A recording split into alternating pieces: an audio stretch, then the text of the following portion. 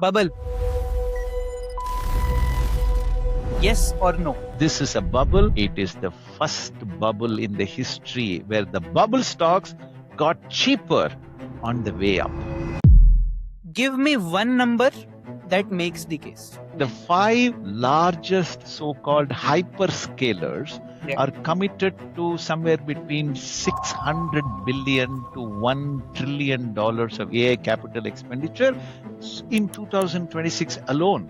Before I ask, or before our audience asks whether it pops or it bursts out, Microsoft down 28%, Tesla down 24%, Broadcom down 20%, Meta down 19%, Alphabet down 15%, Amazon down 11%, Apple down 2%. most overvalued Mac 7 name. Tesla is at 368 times earnings. Put that in proportion. Median technology PE worldwide. 39.3, 4.3 times the average median. Is Nvidia capable of putting an end to this bubble argument? Nvidia, 31.7 times the PE, 3.5 times the 9.9% that we talked about. Nvidia is 5-year average is 65.8 PE. Can funding be the third threat? Then in February, all of a sudden, and it is targeting roughly $280 billion of revenue. But what happened in year 2000? The .com became .gone. What one reason would kill this number-bagged theory of yours? 4 things. And if this episode gets clipped anywhere, I want this to be the clip and I want you to take it down. So watch Microsoft and Meta on the 29th of July 2026. Which statement is the truth?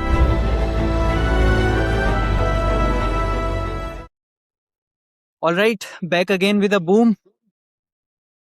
Yes, Krish sir, you have been overlaying KP Astrology on the market, on the financial markets. And this, I guess, the larger part of audience today would have been anticipating this for very sure, because we have been giving a chote trailers in our previous podcast about the AI bubble. We have spoken about the recession coming in. We have spoken about the pandemic that might hit us. We have spoken about multiple aspects of financial markets till now. But the most anticipated thing was AI bubble in India, in world. All right. So what is your take on this? Will Rahu in Dhanishta Nakshatra will have a severe impact on this AI bubble wala aspect as well or not? Well, 12 days from today, Rahu enters the single worst performing nakshatra in 30 years of market data.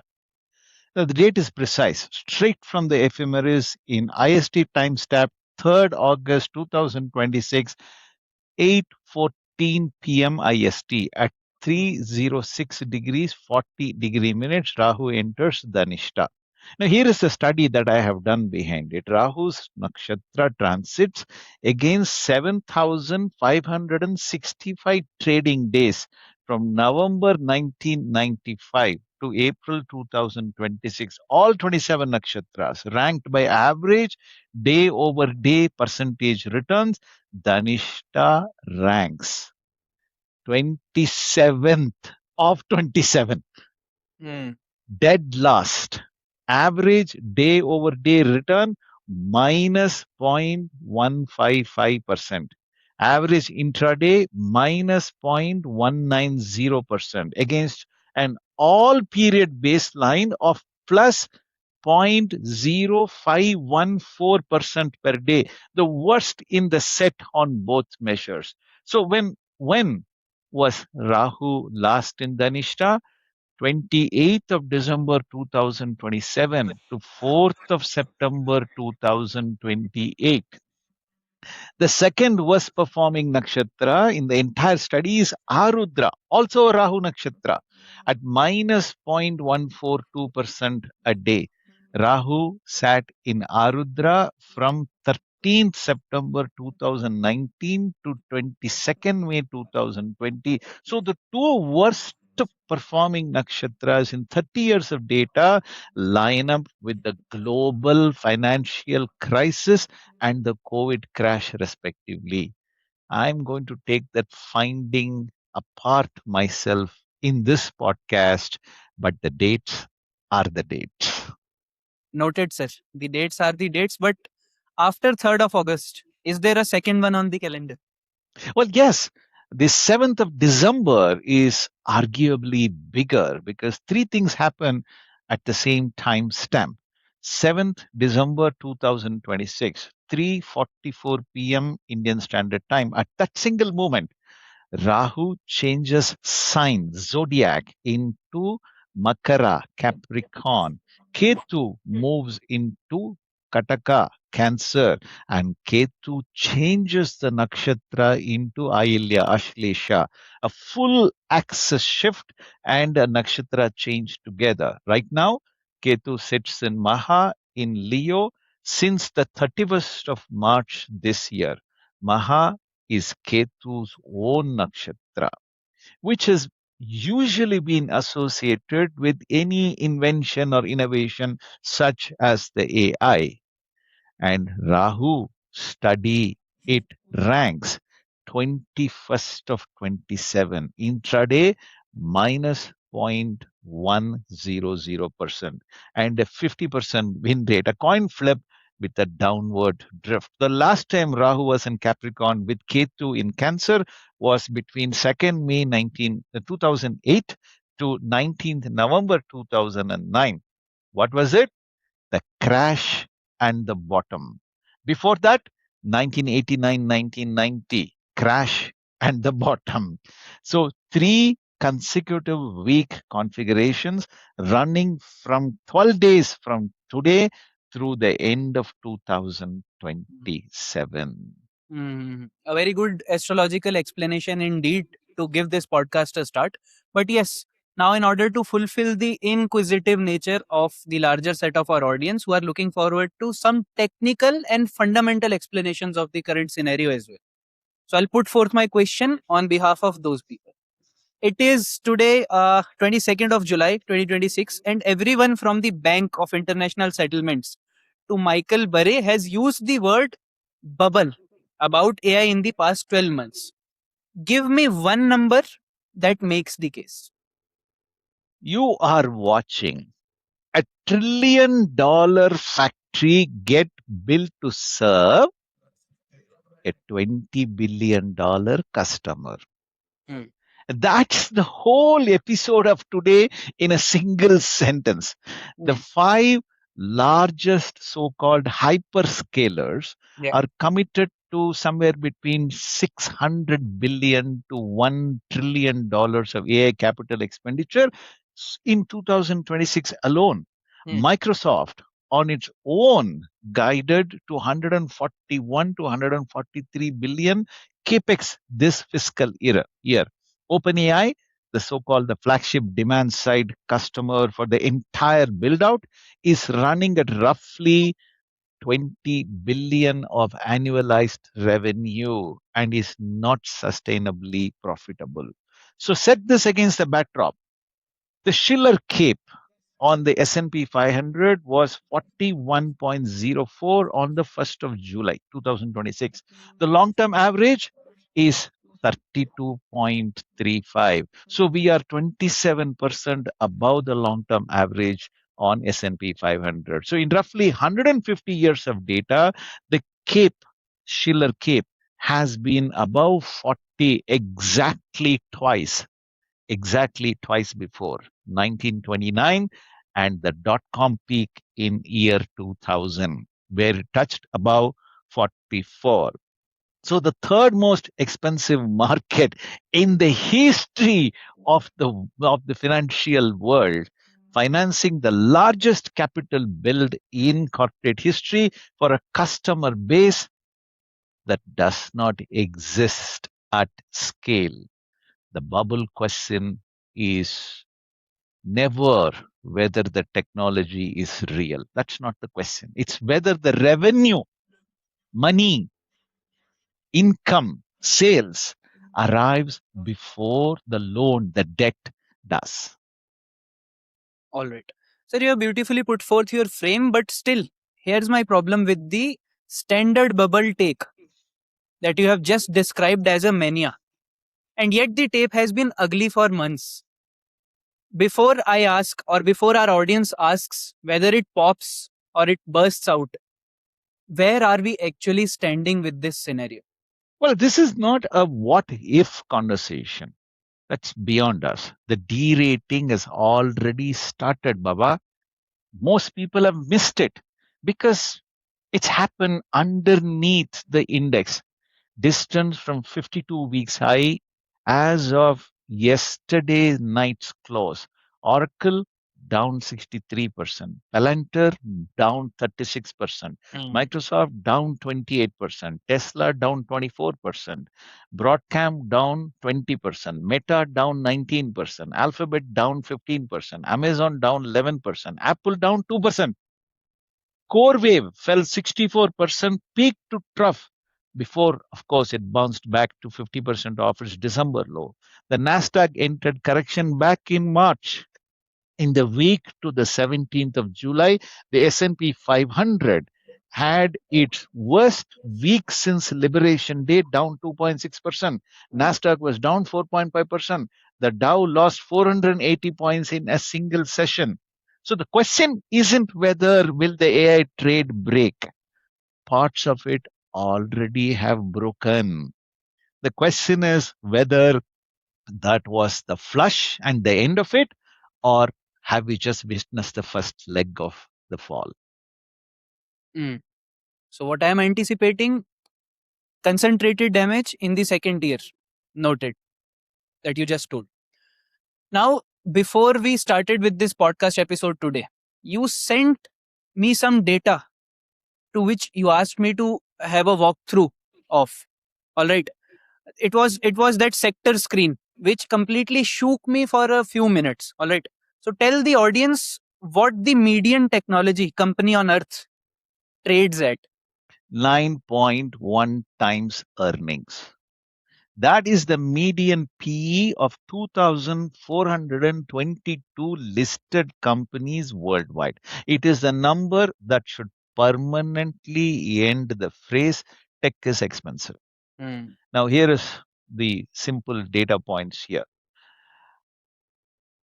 2,500 technologies companies listed worldwide, and the middle one trades at 9 times earnings. Hmm. Actually, the mean is about 9.9 times.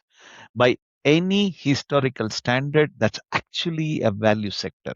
Hmm. Now, lay the famous names on top of it. Palantir is 139.4 times the price earnings, which is 15.3 times more than the average technology company's valuation today.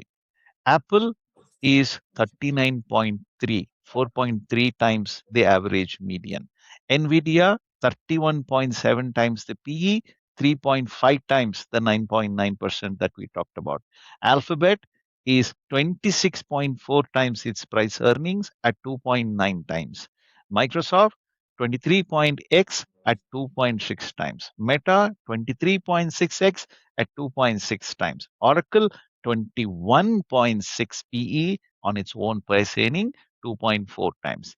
And in things like Amazon and Tesla, which is technically not just a pure play technology company, they're also a consumer discretionary Yeah. sector.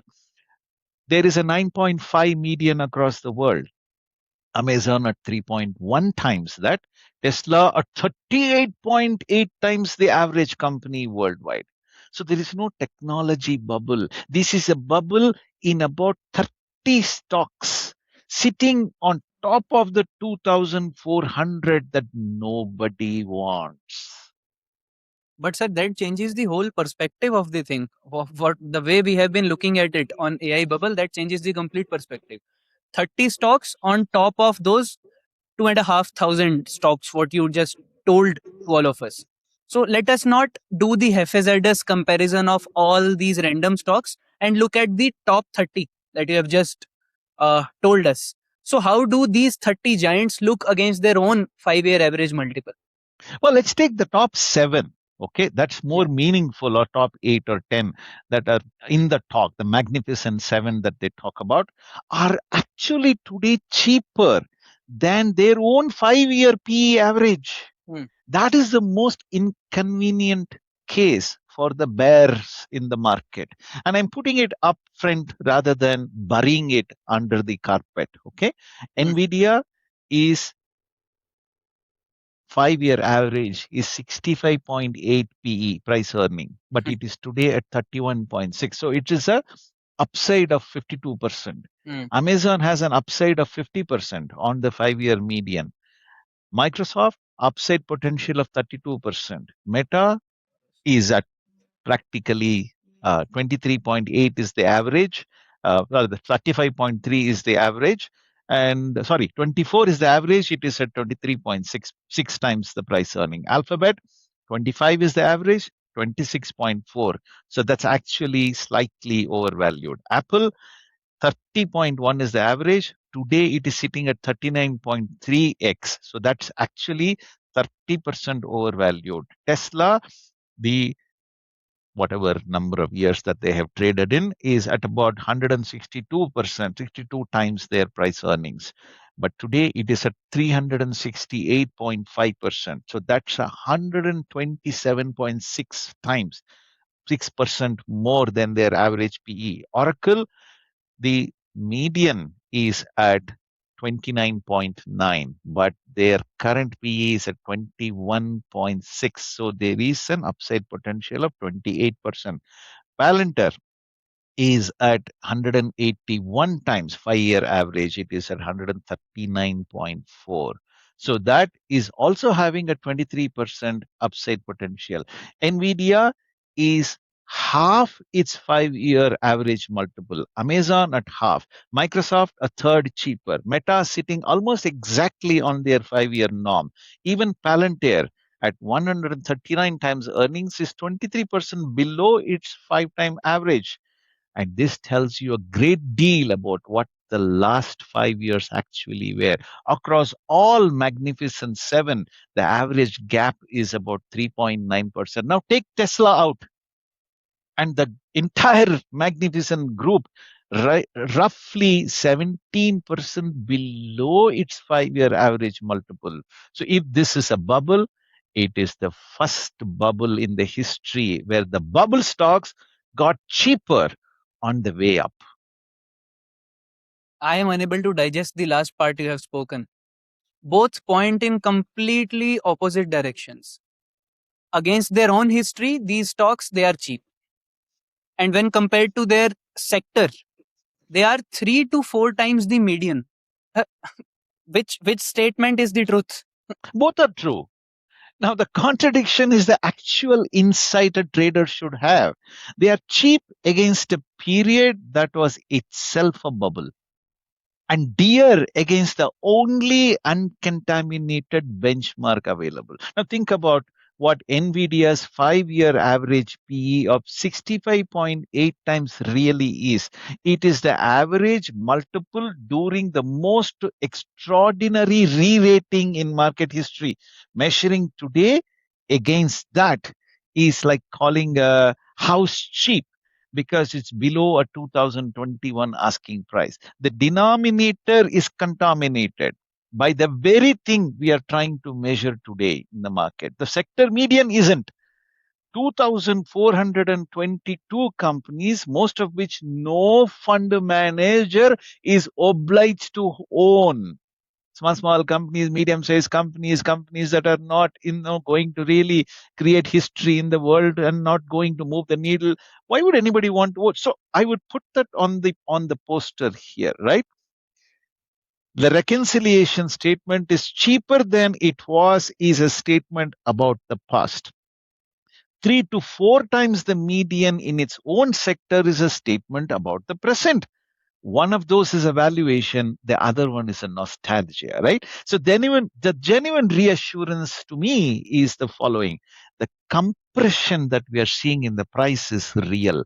Nvidia is gone from 65.8 times the PE down to 31.7, means that the market is already removed half the premium by itself. The mega caps have come down 50% in multiple and are still four times their sector. That tells you how far they had gone and not how far down they have come. Hmm. Cheaper than it was is a statement about the past. I'm stealing that. All right. Let's bring in a third independent anchor.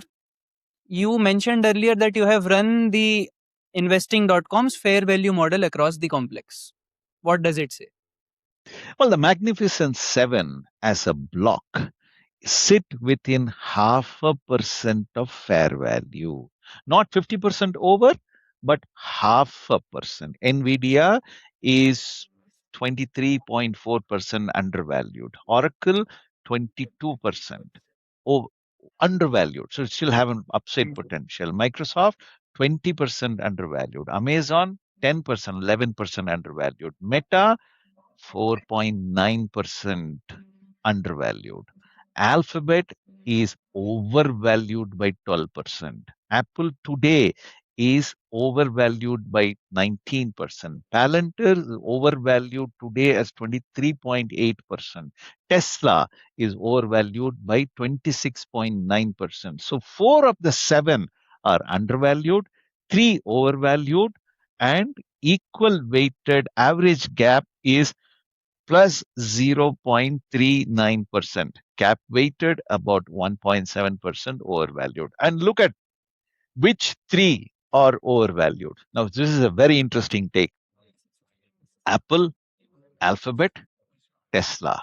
The three least levered to AI capex. Nvidia, Microsoft, Amazon. The three most exposed to the build-out, the AI build-out, all scream cheap.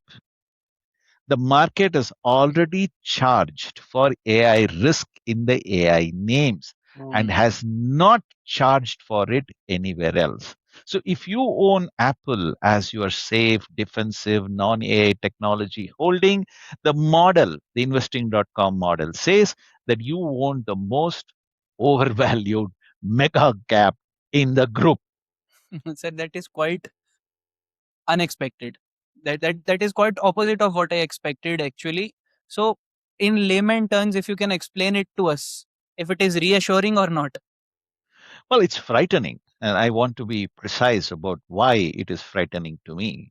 If the Magnificent Seven was screaming 60% overvalued, then it's very clear you would have a clean, visible, legible equity bubble. Hmm.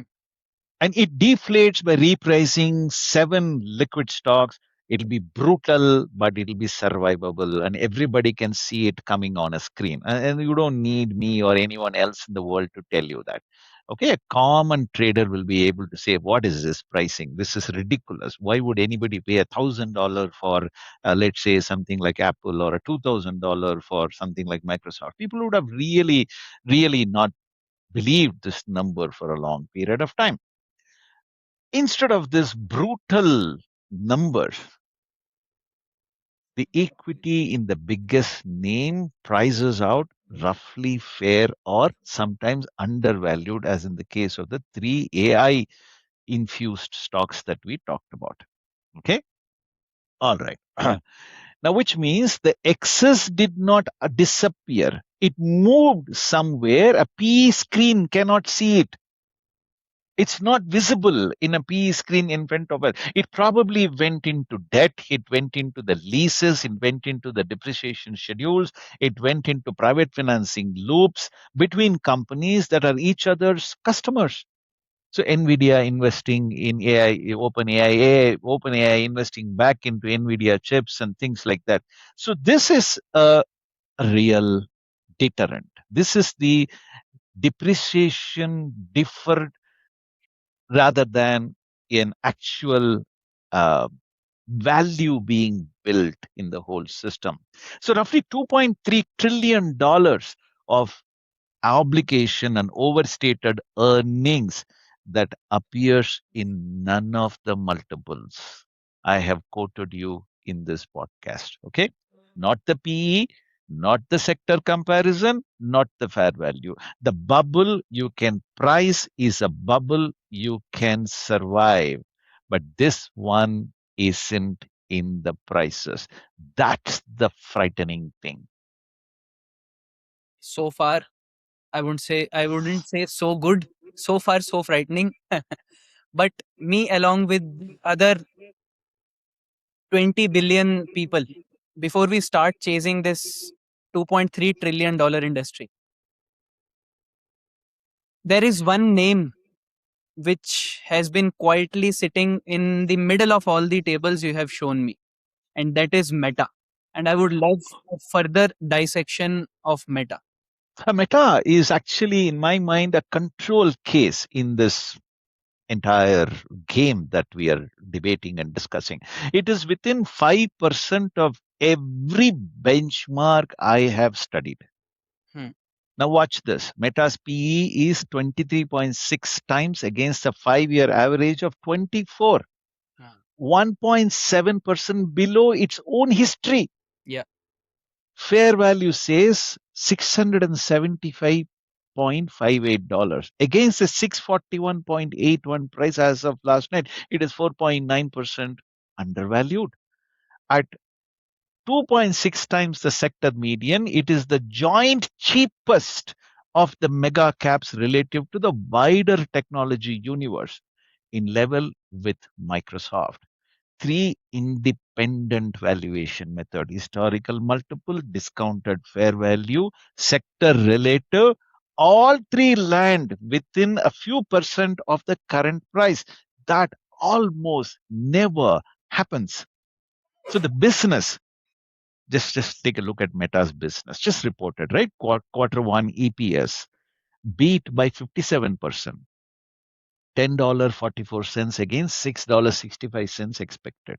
Revenue $56.3 billion, up 33% year on year. And it's down 19%, 19.1% from its high on stock price. Why does that matter for a bubble episode? Because Meta is the calibration check. When one stock lines up across three unrelated valuation model, it tells you that the methods are working, which means when the same method, say Tesla is 120% above its own history, Apple is 31% above, those aren't artifacts. The ruler is straight. Meta proves the measuring stick works.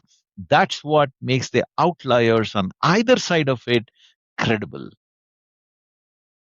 I think definitely we need to take a pause here, sir, because you have made it evident, because you have flagged Apple twice now. Now you will have to justify for it. Make the case properly. Well, Apple is the most overvalued stock in the Magnificent Seven on every count, every measure, every method, every valuation technique that I have so far studied, right? And it got there by being the AI stock that nobody worried about. Mm. Okay, it's four independent readings, all four pointing the same way. It trades at 39.3%, three times the earnings, the second highest multiple in the Max 7. It is 30.6% above its own 5 year average PE, the only mega cap other than Tesla in that position. It is 4.3 times the median technology company's multiple, and fair value says $265 against the 327 today, 19% overvalued. Then the detail that seals it: Apple is the only Magnificent Seven name where even the analyst consensus targets sits below the current price, 318.25 against 327.74. Every model says Apple is expensive. The street says it's expensive. 39 top companies have analyzed. Everybody is saying that this is slightly more expensive than what it should be. It is 2.2% off its all time high, while everything around it is down 15 to 63%. So the counterweight is genuine, right? And I will give it fully. The last quarter's revenue was $111.2 billion, dollars, up 17% year on year, EPS $2.01, a 49.3% gross margin. Man, you, Vagish, would kill for a 50% gross margin on your business, right? Yeah. Right? $100 billion buyback and fourth consecutive dividend increase. It is a magnificent business, no doubt about it. People love it. The street loves it. Traders love it. Common man loves it. Apple owners love it. Apple device owners love it. They think that is there is an Apple world and there is the rest of the world. They look down upon an Android world. They think that they are the ruler of the world. Apple, however, is expensive, in my opinion, for excellent reasons. It is still expensive, that there's no doubt about it. And the my money, the big money hiding inside that things, it's hiding from AI risk. Expensive for excellent reasons? Fair. Admitted. But now let's look at the other end. Tesla is at 368 times earnings. Put that in proportion.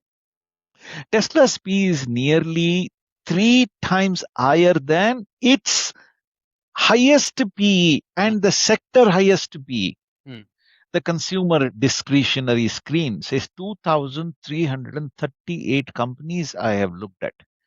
That has a maximum PE of 130.8 times. Okay.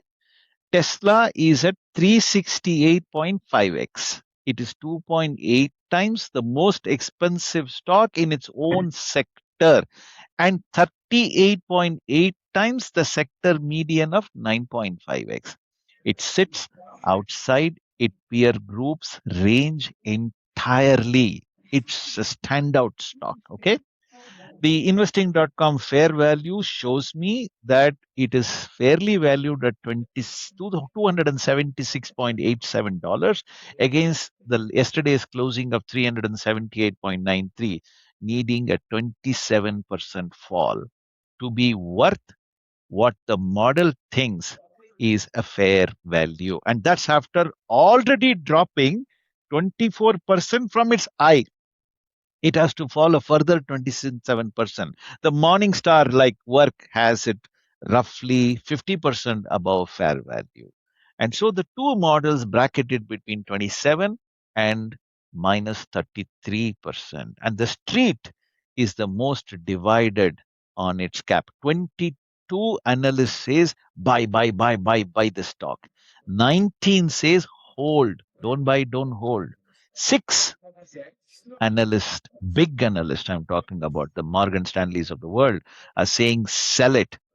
The lowest implied upside amongst all of these 47 people who have analyzed and reported is only 12%.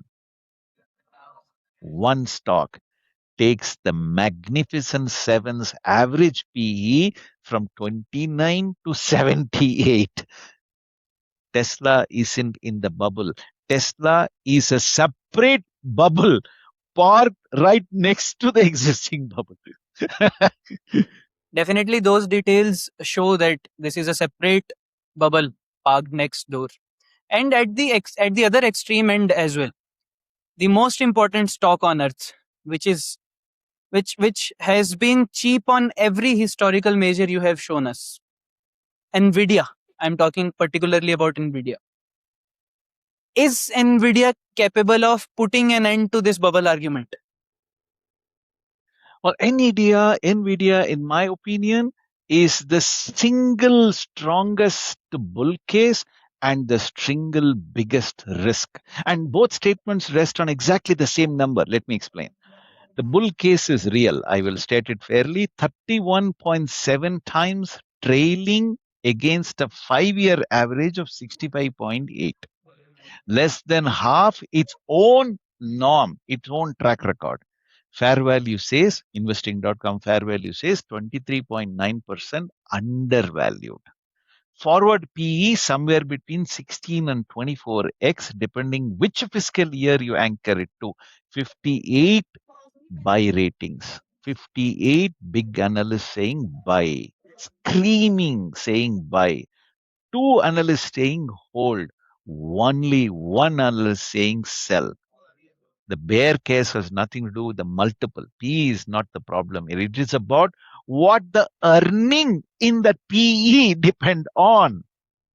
Nvidia's earnings are almost arithmetically a function of hyperscaler capital expenditure. Correct, na?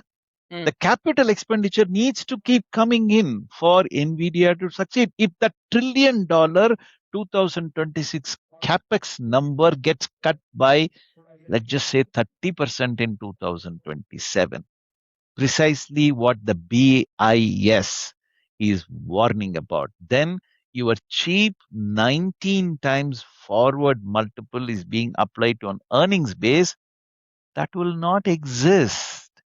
That is the classical cyclical trap. Peak cycle stocks look cheapest at the top because the earning is peaking. This year, Nvidia's earning has peaked. I'll give you an analogy, or I'll give you an example. Steel companies looked cheap in the on trailing earnings in 2008 too, because there was a big what we call the housing demand for steel, and many other industrial demand for steel that came in. But the models don't agree with each other.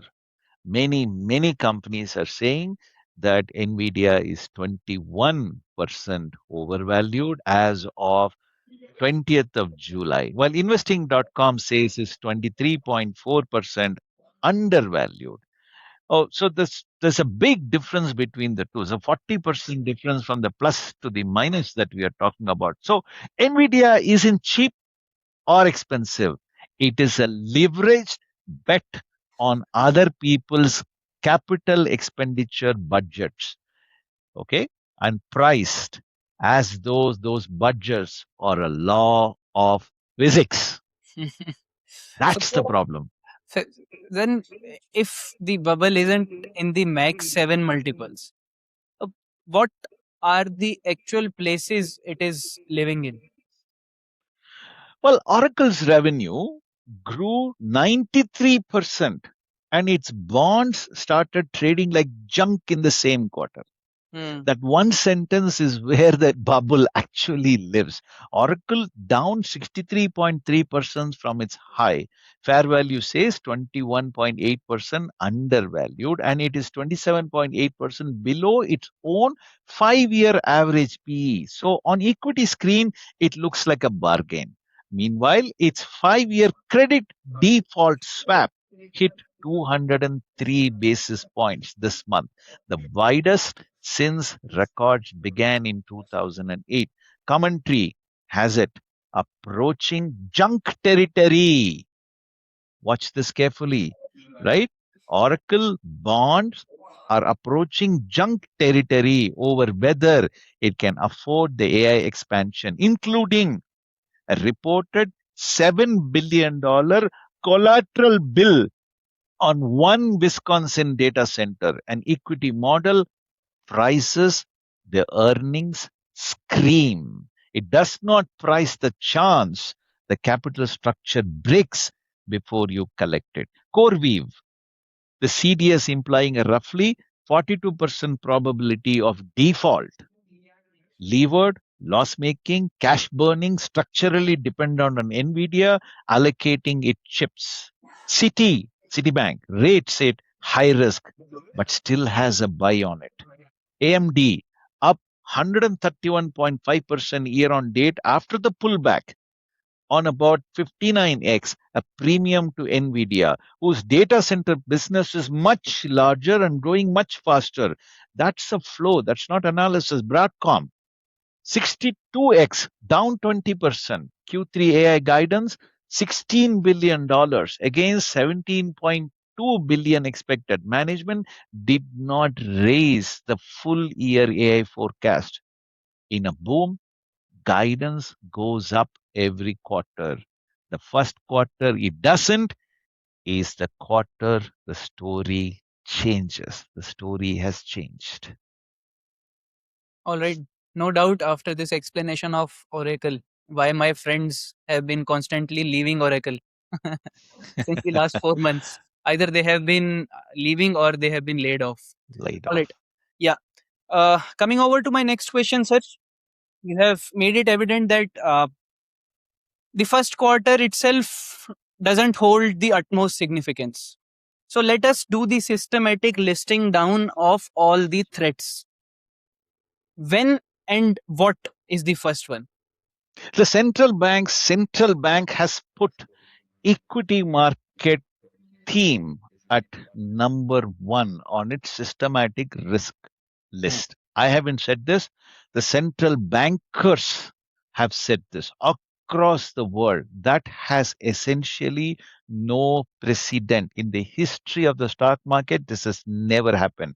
The Bank of International Settlements, in its 2026 annual report, named its top three threats to global financial stability: an AI capex bust, a circular financing collapse, and sovereign debt fragility, in that order. The BIS is the most conservative institution on earth. Anybody will know it. It does not speculate about equity markets until this year. Their words, disappointing in returns, could trigger a sudden pullback in financing and turn the capex boom into a protracted investment bust with potential knock on effects on financial institutions and conditions.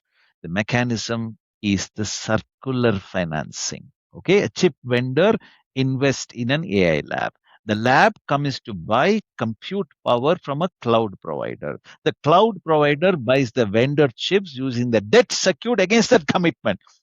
The revenue gets booked at every node in the loop, and very little of it originates from you and me hmm. The end customer. paying cash for something that they need. Yeah. And the BIS flags opacity specifically, a web of private arrangements where data centers lease terms are often not fully disclosed. That's how the Max 7 can screen at fair value while the system is fragile. The fragility is in the loop, not in the PE multiple. And what about the accounting itself? Well, that is the most elegant threat of the four. Okay, I'll explain that. Um, it does not need any crash to hurt you and me. It only needs time to pass. Okay, hyperscalers depreciate AI hardware over 5 to 6 years. The credible estimate of economic life for a leading edge GPU in a competitive training environment is 2 to 3 years.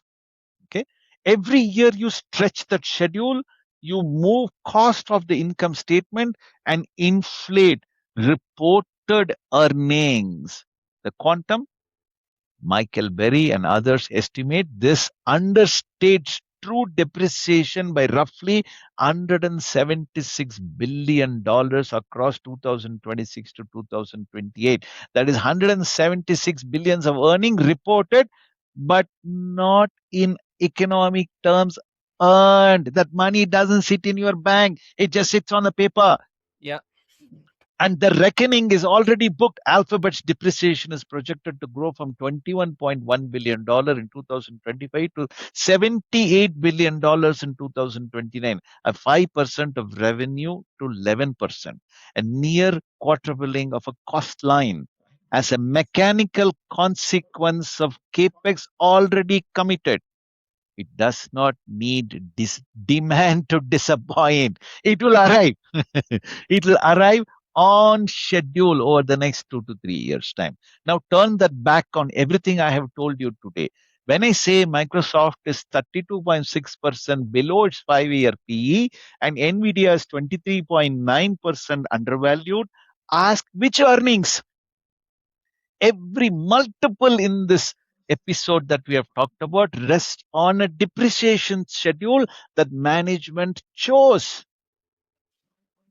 If the true life is 3 years and not 6 years that everybody claims it to be, every number on our table is too flattering.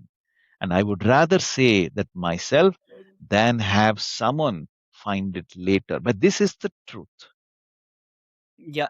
And this is happening for the second time when someone has said the most honest thing about their own data. The last time also you wanted your own data to flop so that people should not suffer.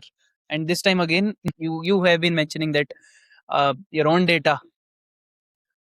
All right, great, sir.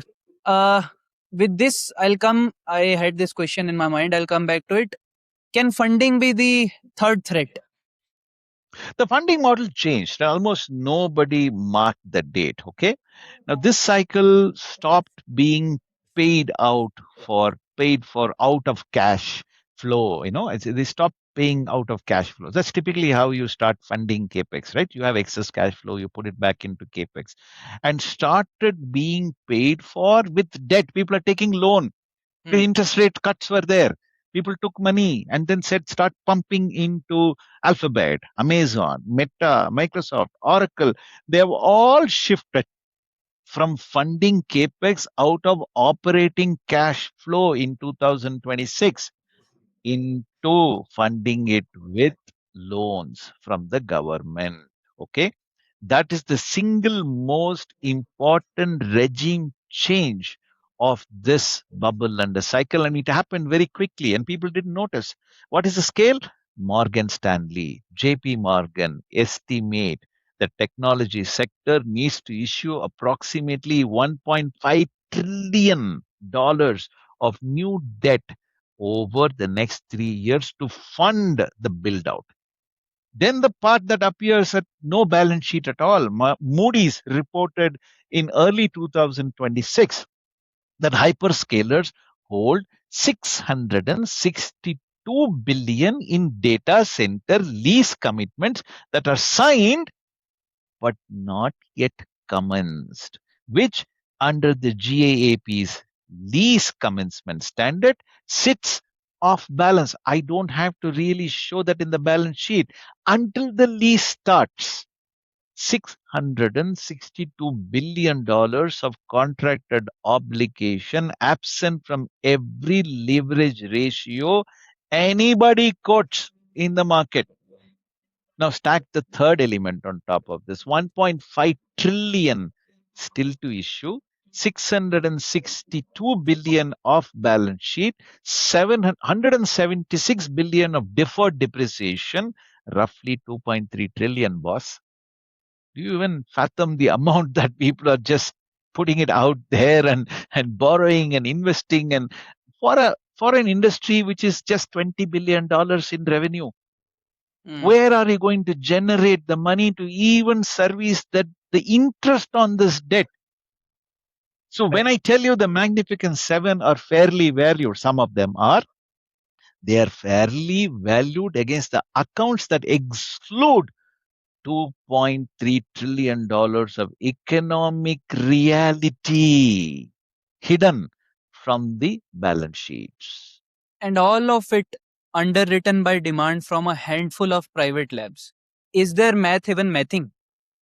Well, that's February, right? 2020. So OpenAI cut its own infrastructure commitment by more than half. And it got about 1 day of coverage in the newspapers and the news media channel. Okay. That is the most important underreported event of 2026 on the AI models. Sam Altman had put OpenAI's data center commitments at roughly 1.4 trillion over the next 8 years. Then in February, all of a sudden, the company reset that around $600 billion by 2030.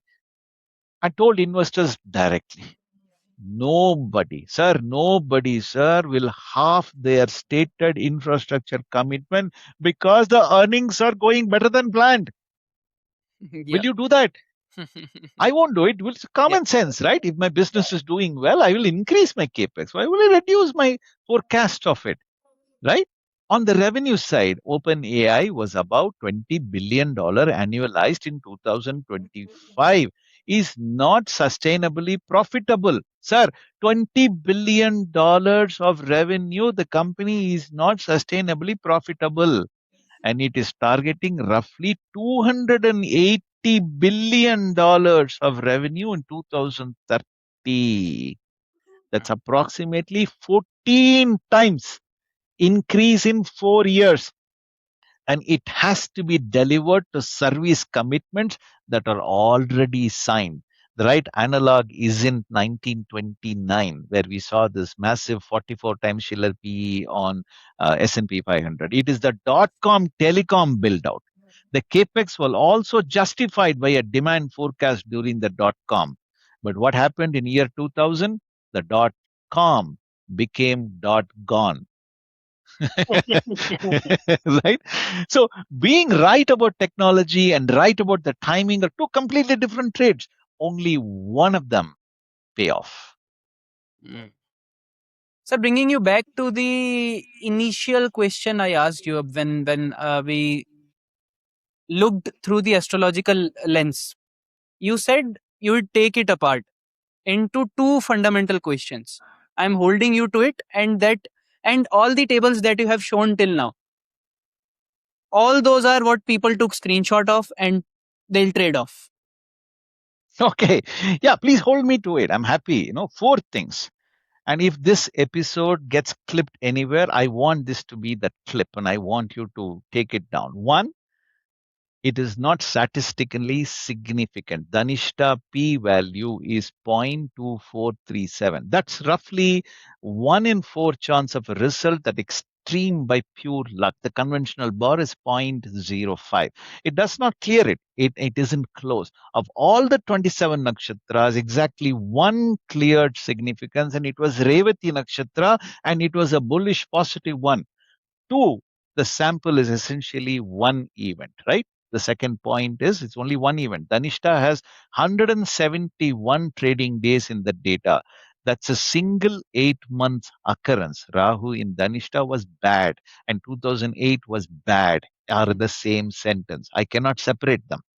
Number three, most important point of the three, this is one big one tonight, today in this podcast. The study is on Nifty 50.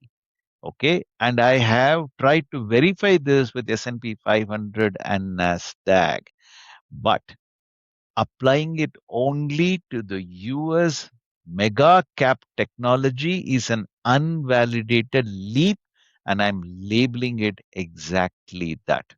Point number four, information only. Nobody sizes a position of the 3rd of August. Compare the evidence honestly. 203 basis points on Oracle CDS is an observed market price. A p value of 0.24 on 171 days is a curiosity. And if the only reason you are bearish is that Rahu changes nakshatra on the 3rd of August, you don't have a reason. Yeah.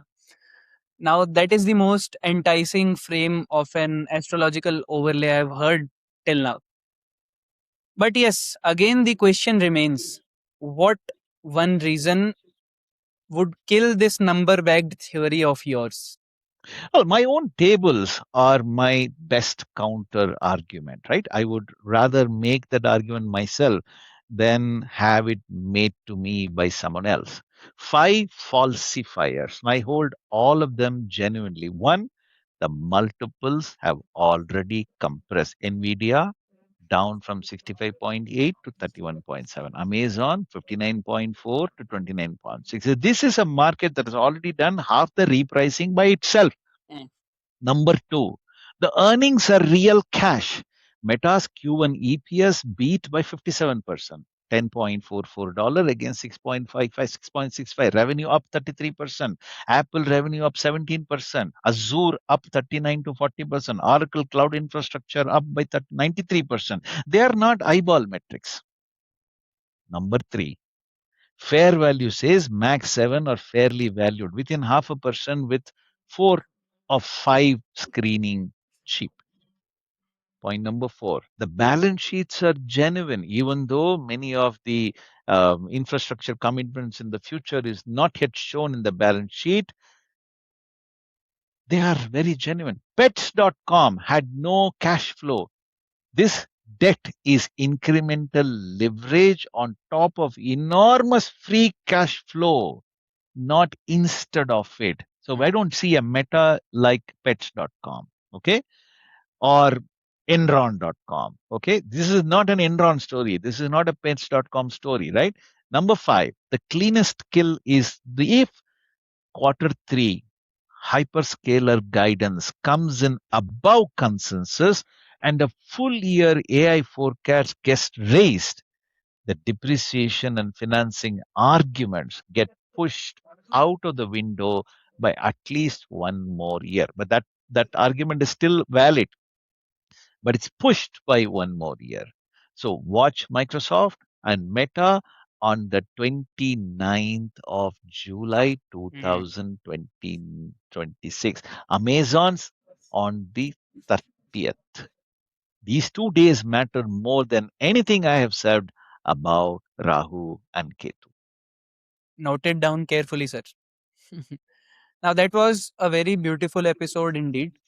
We have done very detailed discussion on the complete AI bubble perspective with an astrological lens, obviously.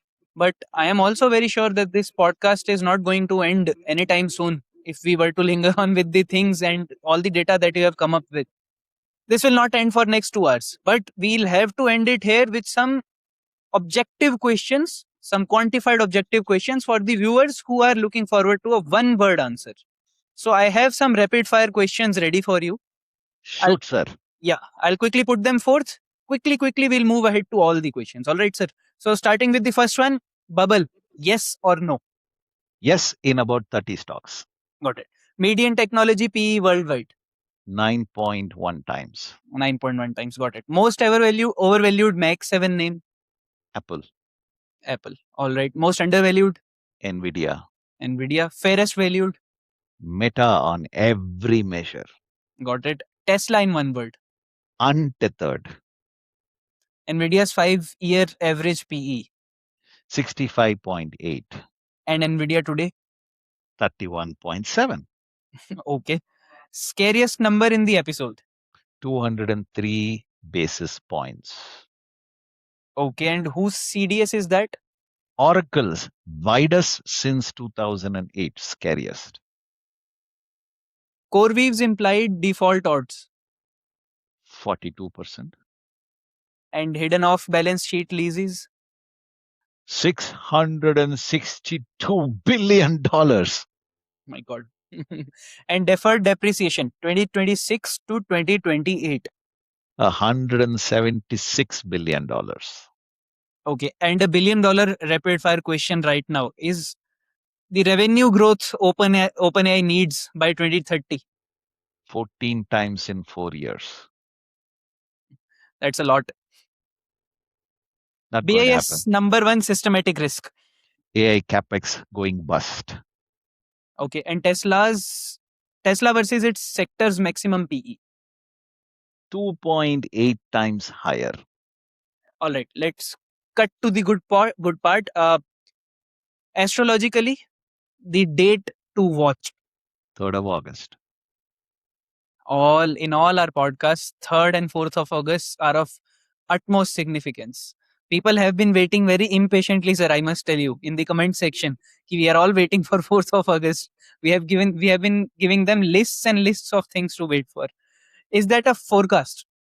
No, it is a window. That's the most important thing. People misunderstand that there is going to be an apocalypso on the On 3rd or 4th. 4th of August. Not going to happen. It's a window. The window starts on 3rd, 4th of August and ends on April 12, 2027. So it's a 9 months period that you need to watch So out for. we'll see a spiraling down tendency in that window. That's right. One word for the next 9, 10 months, I will say, is capital preservation. And what is the better evidence for this, CDS or Nakshatra? CDS, not remotely close, not Okay. Nakshatra alone. CDS is important. And in this complete window that you told us, what is the most careful date that actually matters? Well, we will come to know, right? 29th of July 2020, the earnings will Yeah, tell the story. yeah. All right, all right. Great, sir. It was a wonderful conversation with you. I guess we have already answered most of the questions that are yet to come in the comment section, but I'll still urge all the people to please post your honest opinions and your most brutal questions in the comment section so that you can help me to bombard Krish sir with more and more questions on our next episode. Any one key takeaway, sir, from your side? Well, the technology is real. The revenue is real. The question was never whether AI works or not. It is whether the AI brings in revenue before the debt spiral hits these companies. Hmm. Thank you very much for having me on the show. Be Thank you so much, blessed. Krish sir. Looking forward to have you on our other episode. Thank you very Thank you much. so much.